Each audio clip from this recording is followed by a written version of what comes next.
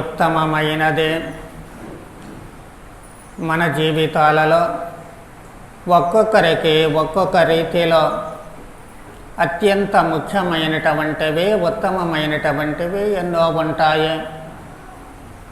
మనం ఒక్కొక్కరిని కదిలిస్తే ఒక్కొక్కళ్ళ అభిరుచులను బట్టి, జీవిత విధానాన్ని బట్టి వాళ్లకు అత్యంత ముఖ్యమైనటువంటిది లేక వారికి సంబంధించినంత వరకు ఉత్తమమైనటువంటిది వేరువేరుగా ఉంటూ ఉంటుంది. కానీ అసలు ఉత్తమమైనటువంటిది ఏమిటి అనేది ప్రభువు ఈనాటి సువిశేషములో చెబుతూ ఉన్నారు. లోకాసువార్తలో 10వ అధ్యాయములో మరియ మార్తమ్మల ఇంటికి ప్రభువు వెళ్ళినప్పుడు ఆ సంఘటనలో ఉత్తమమైనటువంటిది ఏమిటి మనిషికి అనేది ప్రభువు స్పష్టం చేస్తున్నారు. అది ఏమిటి అంటే, ఒకటి దైవ సన్నిధిలో ఉండడము, రెండవది దైవ వాక్కు వినడము. జీవితంలో ప్రతి మనిషికి అత్యంత విలువైనటువంటిది, ఉత్తమమైనటువంటివి ఇవి రెండు. వీటిని పోగొట్టుకుంటే వాస్తవానికి జీవితాన్నే పోగొట్టుకున్నట్లు అవుతూ ఉంటుంది. అందుకే మార్తమ్మతో ప్రభువు స్పష్టం చేస్తూ ఉన్నారు, మరియమ్మ ఉత్తమమైన దానిని ఎన్నుకొనినదే, కాబట్టి అది ఆమె నుండి తీసివేయబడదు.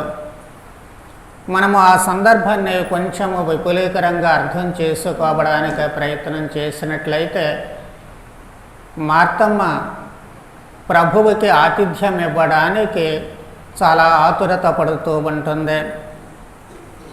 అన్ని దానాలలోకి అన్నదానము గొప్ప అని చెప్పి పెద్దలు చెబుతూ ఉంటారు. ఎందుకంటే మానవ జీవితంలో అత్యంత విలువైనటువంటిది మనిషి ప్రాణము. ఆ ప్రాణాన్ని కొనసాగించడానికి లేక నిలుపుకోవడానికి ఆహారము ఎంతో అవసరమై ఉంటుంది.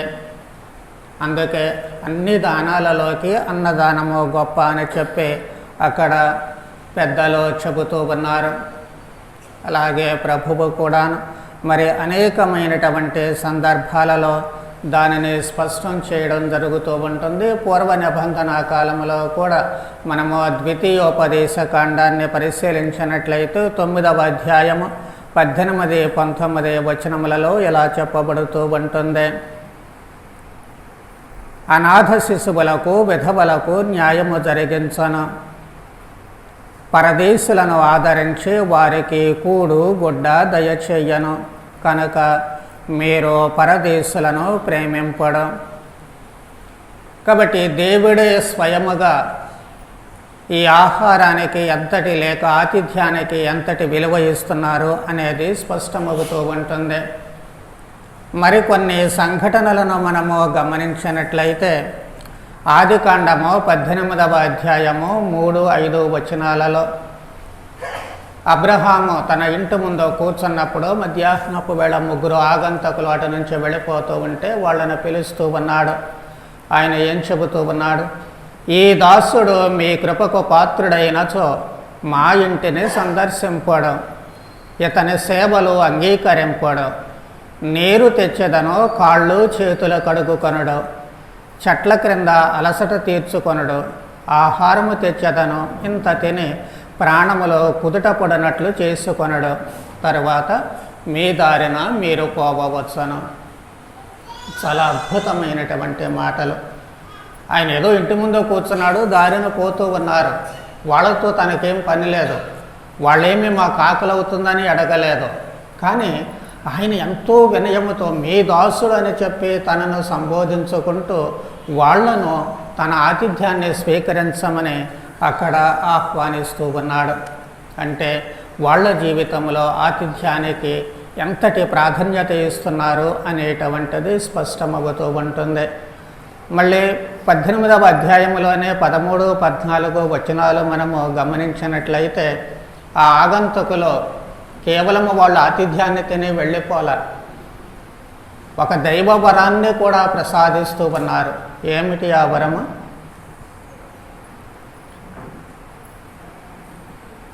ముసలిదానవైన నాకు బిడ్డలు పుట్టుదరా అనే సారా నవ్వనేల దేవునికి అలవి కానిది ఉన్నదా, మొదటి ఏడు కూడా సరిగా ఈ సమయమునకు నేను తప్పక తిరిగి నీ యొద్దకు వస్తాను.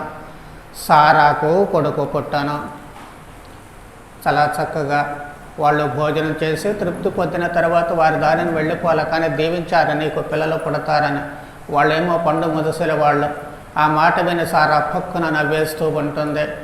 అందుకే వాళ్ళు మళ్ళీ చెబుతూ ఉన్నారు, ఎందుకు నవ్వడం, దేవుడికి అసాధ్యమైనటువంటిది ఏదన్నా ఉందా, ఏదీ లేదు. కాబట్టి మళ్ళీ మొదటిడు నేను తిరిగి వచ్చినప్పుడు ఖచ్చితంగా సారా బిడ్డతో ఉంటుంది అని చెప్పి వాళ్ళు స్పష్టం చేస్తున్నారు. ఆ ఆతిథ్యానికి ఫలాన్ని కూడా ఇస్తూ ఉన్నారు అప్పటికప్పుడు. అలాగే మనము కొంచెము ముందుకు వెళ్ళి ఆదికాండము 19వ అధ్యాయము మొదటి 22 వచనాలను మనం గమనించినట్లయితే అక్కడ లోతు జీవితం కనిపిస్తూ ఉంటుంది.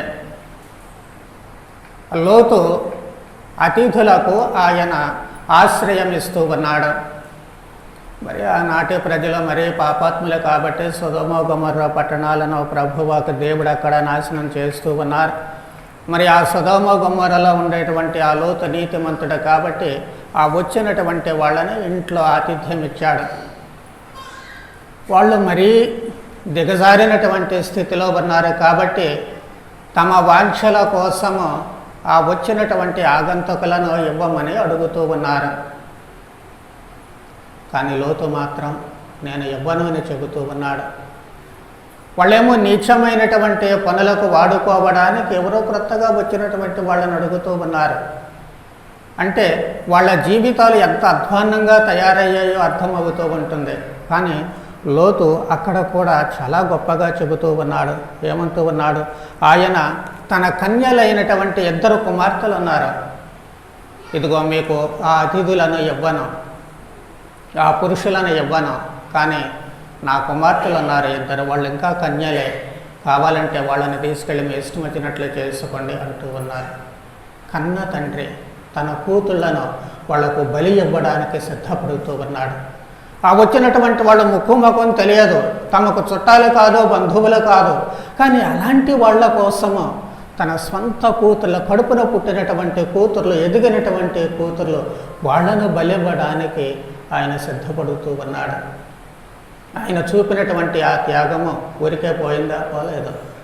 దేవుడు ఆ పట్టణాలను నాశనం చేసినప్పుడు ఇదిగో లోతు కుటుంబాన్ని మాత్రమే కాపాడుతూ ఉన్నారు. ఆ కుటుంబమే అక్కడ నుంచి రక్షింపబడి సురక్షిత ప్రాంతానికి వెళుతూ ఉంటుంది. అదే విధముగా మనము నూతన నిబంధనలో ఒక్క సాదృశ్యాన్ని చూద్దాము. లోకాసు వార్త 24వ అధ్యాయం 13వ వచనం నుంచి 32వ వచనం వరకు గమనించినట్లయితే ప్రభువు మరణించే ఉత్థానమైన తర్వాత ఎమ్మావుకు వెళ్ళినటువంటి 2 శిష్యుల ఉదంతము మనకు అక్కడ కనిపిస్తూ ఉంటుంది. వాళ్ళు వెళుతూ ఉంటే దారిలో మరొక మనిషి కలిశాడు, కబుర్లు ఆడుకుంటూ వెళ్ళారు. వాళ్ళు ప్రభువు అన్నటువంటి విషయం వాళ్ళకి తెలియదు. కానీ ప్రొద్దుగూకినప్పుడు వాళ్ళ ఊరు వచ్చినప్పుడు ఆ మనిషి అవతలకు వెళుతూ ఉంటే, ఇంకా ఎక్కడికి వెళతావు నువ్వు, రా మాతో పాటే ఉండవు, ఈరోజు మాతో పాటు ఉండి విశ్రాంతి తీసుకుని ప్రొద్దున్నే లేచి నీ దారిని నువ్వు పో అని చెప్పి వాళ్ళు అక్కడ బలవంత పెడుతూ ఉన్నారు. వాళ్ళు ఇచ్చినటువంటి ఆ ఆతిథ్య ఫలము ఊరికే పోయిందా అంటే పోలేదు. వాళ్ళు భోజనానికి కూర్చున్నప్పుడు రొట్టె విరిచేటప్పుడు ప్రభువు తనను తాను ప్రత్యక్షపరుచుకుంటూ ఉన్నారు. ఎంతటి మహద్భాగ్యము! దేని గురించి అయితే వాళ్ళు బుర్రబద్దలు కొట్టుకుంటున్నారో, ఏ ప్రభువు గురించి వాళ్ళు బాధపడుతూ ఉన్నారో, కన్నీరు మున్నీరుగా ఏడుస్తూ ఉన్నారు, ఆ ప్రభువు ఇప్పుడు వాళ్లకు దర్శనమిస్తూ ఉన్నారు. అది వాళ్ళు ఇచ్చినటువంటి ఆతిథ్యానికి ఫలితము. కాబట్టి ఇక్కడ ప్రభువు కూడా సువార్త ప్రబోధానికి ఈ ఆతిథ్యానికి లంకె పెడుతూ ఉన్నారు. మనము లోకాసు వార్త 10వ అధ్యాయము 7వ వచనములో గమనించినట్లయితే తన శిష్యులను పంపించేటప్పుడు ఓ మాట చెబుతూ ఉన్నారు, మీరు ఇల్లిల్లు తిరగరాదు, మీరు ఏ పట్టణములోనైనా ప్రవేశించినప్పుడు ప్రజలు మేము ఆహ్వానించి మీ ముందు పెట్టినదేదో దానిని భుజింపడు, అచట రోగులను స్వస్థపరచి దేవుని రాజ్యము మీ సమీపమునకు వచ్చినదని చెప్పుడు. ప్రజలు మేము ఆహ్వానింపని ఎడల మా కాళ్లకు అంటిన దుమ్మును మీకు విరుద్ధముగా ఇచ్చటనే దులిపివేయుచున్నాము అని చెప్పాడు. మీరు అడుక్కునే వాళ్ళ ఇంటింటికి వెళ్ళొద్దు. ఏదో ఇంటికి వెళ్ళినప్పుడు వాళ్ళు మీ ముందు ఏది పెడతారో దాన్నే తినండి. అస్సలు వాళ్ళు ఏమీ పెట్టకుండా వదిలేశారనుకోండి, అక్కడి నుంచి వెళ్ళిపోండి అంతే. పోవడం కూడా ఎలాగో మీ కాళ్ళ కంటినటువంటి దుమ్మును కూడా దులిపివేసి వెళ్ళిపోండి. అదే కనుక వాళ్ళు ఆతిథ్యం ఇచ్చారనుకోండి, మీకు భోజనం పెట్టి మిమ్మల్ని చూసుకున్నారనుకోండి, అక్కడ ఉన్నటువంటి రోగులను స్వస్థపరచండి, అద్భుత శక్తులను వినియోగించమని చెబుతూ ఉన్నారు, సువార్తను ప్రకటించమంటూ ఉన్నారు, దైవరాజ్యము మీ సమీపానికి వచ్చిందని చెప్పండి అంటూ ఉన్నారు. కాబట్టి ఆతిథ్యం ఇచ్చినటువంటి వారికేమో ఫలితాన్ని ఇవ్వమని చెబుతూ ఉన్నారు, ఇవ్వనటువంటి వారికి మరి వాళ్లకు దండన కూడా అక్కడ వచ్చేటట్లుగా మనము చూస్తూ ఉన్నాము, అరిష్టము కలుగుతుందని చెప్పి ప్రభువు స్పష్టం చేస్తూ ఉన్నారు. అంతేకాకుండా యోహాను సువార్తను 13వ అధ్యాయము 20వ వచనాన్ని మనం గమనించితే ప్రభు అంటూ ఉన్నారు, నేను పంపిన వానిని స్వీకరించువాడు నన్ను స్వీకరించుచున్నాడు, నన్ను స్వీకరించువాడు నన్ను పంపిన వానిని స్వీకరించుచున్నాడు. ఆతిథ్యంలో ఉన్నటువంటి ఆ గొప్పదనము ఇక్కడ పరాకాష్ఠకు చేరుతూ ఉంటుంది. కాబట్టి మిమ్మల్ని ఎవరైనా స్వీకరిస్తే నన్ను స్వీకరించినట్లే. అందుకే ఈ అత్యల్పులలో ఎవరికి ఏది చేసినా అది నాకు చేసినట్లే అని ప్రభు అంటూ ఉన్నారు. ఎవరికైనా సరే మీరు చేస్తే అది ప్రభువుకు చేసినట్లే. కాబట్టి ఆతిథ్యము అనేటువంటిది మీరు ఎవరికి ఇచ్చినప్పటికీ కూడాను మంచి మనసుతో ఇచ్చినట్లయితే అది ప్రభువుకే చేసినట్లుగా అవుతూ ఉంటుంది, లేకపోతే ఎంత చేసినా అది వృధా అవుతుంది అన్నటువంటిదే ప్రభువు స్పష్టం చేస్తూ ఉన్నారు. మనము చదువుకున్నటువంటి ఈ సువిశేషములో ఈ మరియ మార్తల ఇంటికి ప్రభువు వచ్చినప్పుడు వాళ్ళు కూడా ప్రభువుకి ఆతిథ్యము ఇస్తూ ఉన్నారు. అందులో ప్రభువు ఎక్కడెక్కడో తిరిగి వస్తూ ఉంటారు కాబట్టి సరైనటువంటి భోజనం ఉండదు. ఇంటికి వచ్చినప్పుడు కాస్త మంచి భోజనం పెట్టాలి అనేటువంటి తపన అందరికీ ఉంటుంది. అందుకే మార్తమ్మ ఆ పనులన్నిటిలో కూడా తలములగలై కూర్చుంటూ ఉంటుంది. మరి ఇలాంటి పరిస్థితులలో మార్తమ్మ ఏం చెబుతూ ఉంటుంది ప్రభువుతో, ప్రభు నా సహోదరి పనులన్నీ నాపై వదిలి మీ చెంత కూర్చొని ఉండట మీరు గమనించటలేదా? మార్తమ్మ చేసేది మంచి పని కాదంటే అసలు మంచి పని అదే. మనం చుట్టాలు ఇంటికి వచ్చినప్పుడు వాళ్ళ మనాన్న వదిలేసి మనం ఏదో చేసుకుంటూ పోతే ఉపయోగం ఉండదు. ఒకవైపు వాళ్ళు వచ్చినప్పుడు ఒక పొద్ద భోజనం సరైనటువంటిది పెట్టలేకపోతే మళ్ళీ మన ఇంటి గుమ్మం కూడా దొక్కరు. సరే వాళ్ళు తొక్కుతారా లేదా అనేటువంటిది ప్రక్కన పెట్టేస్తే మన ఇంటికి వచ్చినప్పుడు ఉన్నంతలోనే కాస్త మంచి భోజనం పెట్టాలి అనేటువంటి ఆతురత ఎవరికైనా ఉంటుంది. కాబట్టి మార్తమ్మ ఉద్దేశ్యము కూడా అక్కడ మంచిదే అనేటువంటిది మనకు కనిపిస్తూ ఉంటుంది. అందుకే ఆమె ఏం చేస్తూ ఉంటుంది, బహుశా ఆలస్యం అవుతుంది ప్రభువుకు భోజనాన్ని అనుకుని ఉండవచ్చు, ఒకదానికంటే ఇద్దరూ చేస్తే గబగబా త్వరగా అవుతుంది అన్నటువంటి ఆలోచన ఆమెకు ఉండే ఉండవచ్చు. ఒకవేళ ప్రభువు మాటలు ఆమె వింటూ ఉన్నట్లయితే తాను మిస్ అయిపోతూ ఉంటుంది. కాబట్టి గబగబా ఇద్దరు పనులు చేస్తే ఇద్దరు వచ్చి కూర్చొని అక్కడ ప్రభు మాటలు లేక ప్రభువుతో కబుర్లాడవచ్చు కదా అన్నటువంటి ఆ భావమైన ఆమెలో ఉండే ఉంటుంది. అందుకే ప్రభువుని డైరెక్ట్గా అడిగేస్తూ ఉంటుంది, మీరు గమనించడం లేదా, కాబట్టి ఆమెను పంపండి అని చెప్పి ఇక్కడ ఆమె మార్తమ్మ ప్రభువుని అడుగుతూ ఉంటుంది. మనం ఇక్కడ గమనించాల్సినటువంటి విషయం కూడా ఉంది. మార్తమ్మ చెప్పిన దాంట్లో ఎంత మంచి ఉందో రెండో వైపు నుంచి కూడా గమనిస్తే మన ఇంటికి వచ్చినటువంటి వాళ్ళని వాళ్ళ మానాన్న వాళ్ళని వదిలేసి మన పనులు మనం చేసుకుంటూ పోతే అది కొంచెం నిర్లక్ష్యంగా అనిపిస్తూ ఉంటుంది. వాళ్ళకి ఏం చేయాలో దిక్కు తోచదు. అట్లా ఎంతసేపని మౌనంగా కూర్చుంటారో, మౌనవ్రతం చేయడానికే ఇంటికి వచ్చినట్లుగా అనిపిస్తూ ఉంటుంది. కాబట్టి ఆ మనిషితో మాట్లాడేవాళ్ళు మాట్లాడాలి, పనులు చేసేవాళ్ళు పనులు చేయాలి, రెండింటినీ కూడా సమన్వయపరచుకోవాల్సినటువంటి అవసరము ఏర్పడుతూ ఉంటుంది. కాబట్టి రెండూ కూడా అక్కడ అవసరము అన్నటువంటిదే మర్చిపోకూడదు.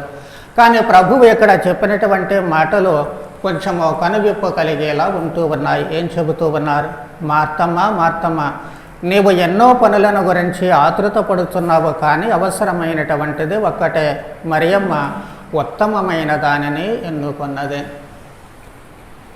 ఆతిథ్యం ఇవ్వడం మంచిదే, కానీ ఆతిథ్యము కంటే కూడా విలువైనటువంటిది ఉత్తమమైనటువంటిది ఈ రోజున మరియమ్మ ఎన్నుకుంది. అది ఆమె నుంచి తీసివేయబడదు అనేది స్పష్టం చేస్తూ ఉంటుంది. ఏమిటా ఉత్తమమైనటువంటిది అంటే అక్కడ మామూలు చుట్టం కాదు వచ్చింది, సాక్షాత్తు దైవ కుమారుడు మెస్సయ్య. కాబట్టి ఆయన చెప్పేటువంటి బోధనలు ఉన్నాయి, అవి వినడము అనేటువంటిది మరి అరుదుగా లభించేటువంటిది. ఆ తర్వాత మనం విందామన్నా దొరికేటువంటిది కాదు.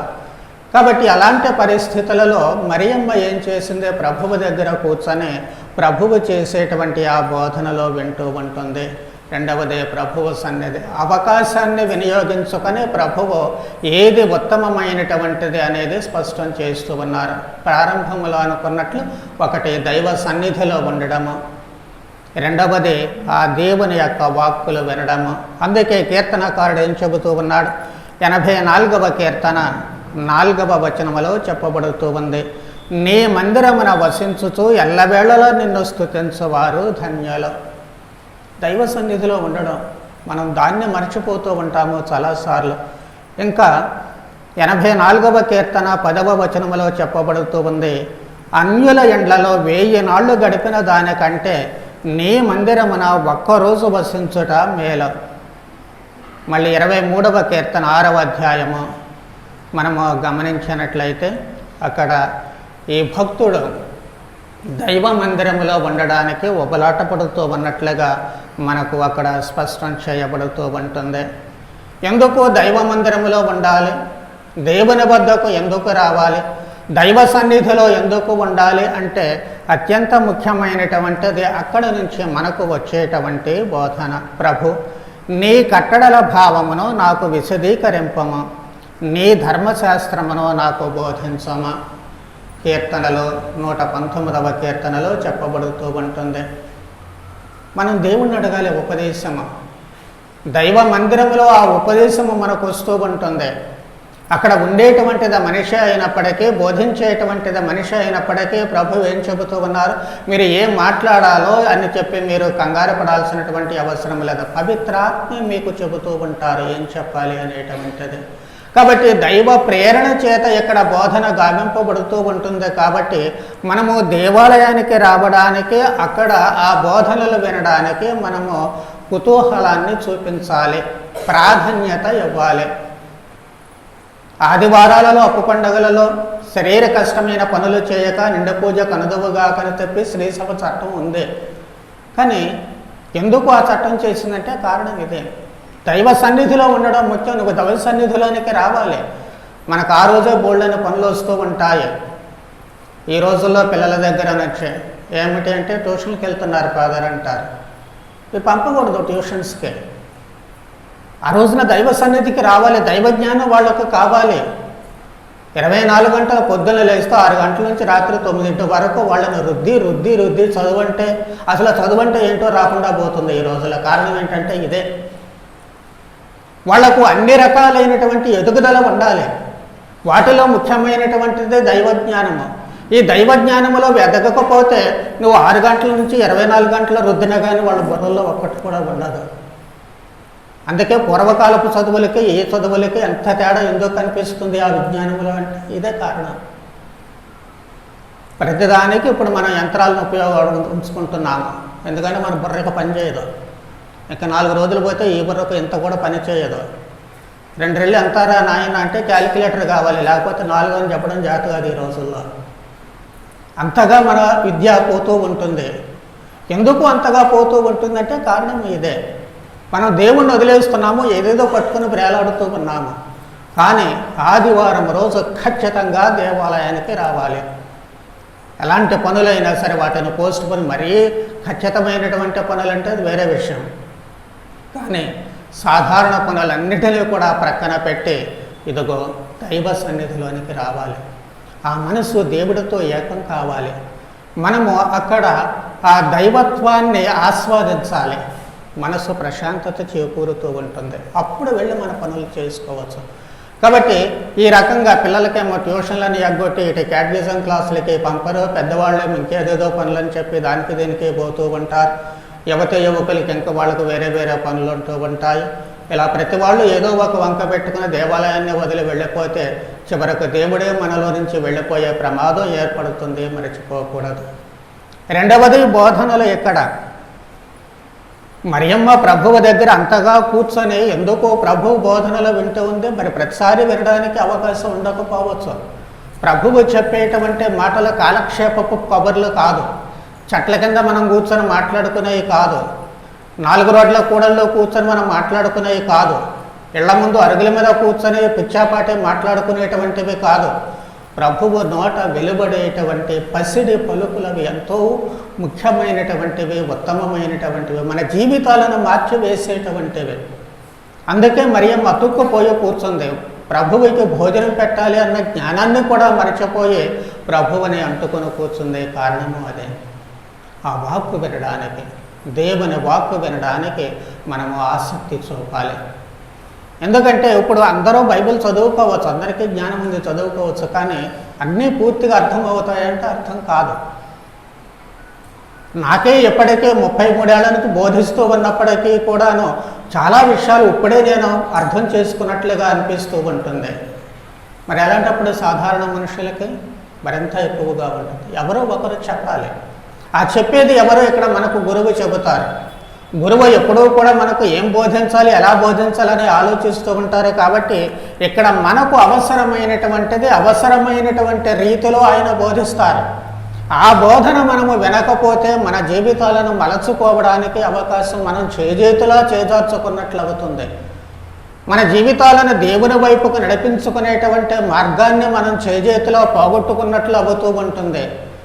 మనలో ఉన్నటువంటి దైవజ్ఞానాన్ని చేజేతులో మనం శూన్యం చేసుకున్నటువంటి వాళ్ళము అవుతూ ఉంటుంది. అందుకే దైవ బోధనలు, దేవాలయంలో మనకు ఇవ్వబడేటువంటి దైవ బోధనలు, మనకు ఇవ్వబడేటువంటి ఈ క్యాటకిజం అనేటువంటిది లేక సత్యోపదేశమే కానివ్వండి, ప్రతిదీ కూడా మన జీవితాలకు అత్యంత విలువైనటువంటిది అని చెప్పి మనం ఎప్పుడూ కూడా మర్చిపోకూడదు. అందుకే అపోస్తలులు కూడా ఆ పనులు ఈ పనులు చేసేటప్పుడు ఈ దైవవాక్కు నిర్లక్ష్యం చేయబడుతుందేమో అన్నటువంటి భావన వచ్చినప్పుడు వాళ్ళు ఏమంటూ ఉన్నారు? అపోస్తల కార్యాలు 6వ అధ్యాయము 2వ వచనం నుంచి మనం గమనించినట్లయితే, దేవుని వాక్కును నిర్లక్ష్యము చేయొచ్చు ఈ పరిచర్యల యందు నిమగ్నమై ఉండట మాకు యుక్తము కాదు. మేము మా సమయమునంతయో ప్రార్థించుటకును ప్రసంగించుటకును వినియోగించదము. వాళ్ళ బాధ్యత ఏంటో వాళ్ళు అక్కడ జ్ఞాపకం చేసుకుంటున్నారు. దేవాలయానికి వచ్చేటువంటి వాళ్ళకు బోధించాలి, తమ బాధ్యత అది వదిలేసి మిగతా పనులు చేస్తే జీవితానికి అర్థం ఉండదు. అందుకే దాని మీద వాళ్ళు కాన్సన్ట్రేట్ చేస్తూ ఉన్నారు. మరి అలాంటప్పుడు మరి వినాలి కదా. వినేటువంటి వాళ్ళు లేకపోతే, ఆ వినేటువంటి ఆసక్తి మనలో లేకపోతే మనం అక్కడ పోగొట్టుకుంటూ ఉన్నాం. అందుకే అంతోని వారికి కోపం వచ్చే ఏం చేశారు? మీలాంటి వాళ్ళకు చెప్పే బదులు అచ్చరిలో చేపలకు చెప్పుకుంటే మెరుగని సముద్రం దగ్గరికి వెళ్ళి చేపలకు బోధించారు. ఆయన హేళన చేయడానికి వెంటబడి వెళ్ళారు అక్కడ దాకా. ఆ చేపలు వచ్చి ఆయన ప్రసంగాలు వింటూ ఉంటే బుద్ధి తెచ్చుకొని అప్పటి నుంచి దేవాలయానికి రావడం మొదలుపెట్టారు వాళ్ళు. మనకి అంతటి అద్భుతాలు ఏమీ జరగాల్సినటువంటి అవసరం లేదు, ఎందుకంటే మనకి బాగా బుద్ధి జ్ఞానం ఉన్నాయి ఈ రోజుల్లో. కాబట్టి దైవ వాక్కు బోధించబడేటువంటిది, దానిని మనం ముఖ్యంగా చేసుకొని ఇది కనుక మనం చేస్తే దైవ సన్నిధికి రావడము, అదేవిధముగా ఈ దైవ వాక్కును ఆలకించడము కనుక మనము చక్కగా చేసినట్లయితే మిగిలినటువంటి పనులన్నీ మన జీవితంలో సక్రమంగా జరగడానికి అవకాశము ఉంటుంది.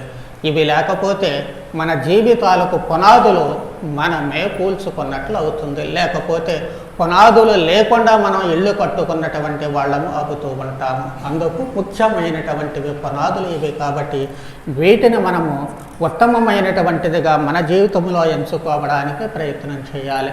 అలా దైవ సన్నిధిలో ఉండడం, దైవ వాక్కును ఆలకించడం, ఇవి అత్యంత విలువైన ఆతిథ్యము కంటే కూడా గొప్పవైన ప్రభువు చెబుతూ ఉన్నారు. కాబట్టి ఒకవైపు మనం ఆతిథ్యానికి పెద్దపీట వేద్దాం, రెండో వైపు ఇదిగో ఈ దైవ నివాసము లేక దైవ నిలయములో ఉండడము, దైవ వాక్కును వినడానికి మన జీవితాలను అంకితం చేసుకుందాము.